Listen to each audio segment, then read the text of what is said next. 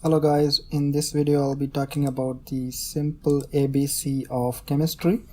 So what I will quickly explain in this video is the basic symbols that you often see in chemistry. So first one is activation energy, that gives you idea about the reaction mechanism, so how much energy barrier is required to overcome from reactant to starting material. So it's a graph that is plotted for activation energy, and this is a 6-member ring containing 3 double bonds inside the ring, and that ring is called benzene. And this symbol which shows is the dumbbell thing is covalent bond description, covalent linkage, and this is a arrow and with a wavy lines is called double beta decay. It's mainly used in nuclear reactions, and this reversible arrow, one goes to forward direction and another goes to backward direction, and both have the equal size. That means the reaction or system is in equilibrium.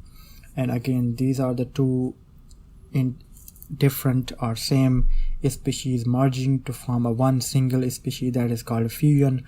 As you know that fission and fusion, these are the two main reactions that are used in the nuclear chemistry to make bombs.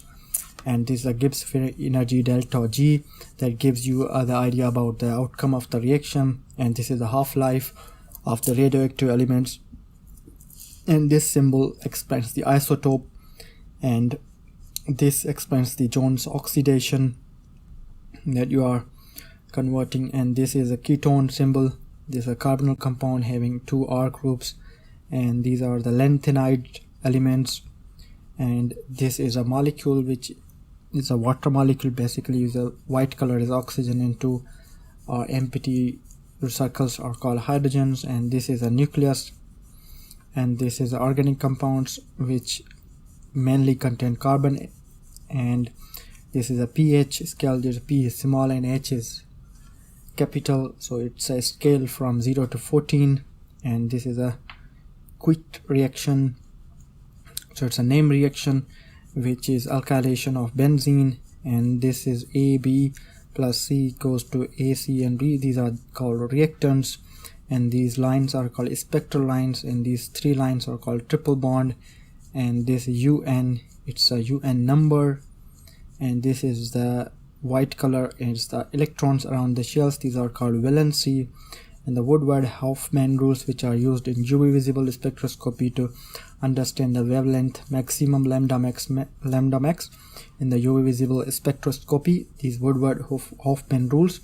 And then this is a X-ray diffraction diagram, and this is a yttrium element.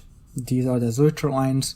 Zwitterlons are species which contain negative and positive charge. These were the simple basic images or figures that you often see in chemistry textbooks or research papers. So you should be aware of these, or you should be familiar with these, and these are called ABC of chemistry. Thanks for watching. See you. Bye.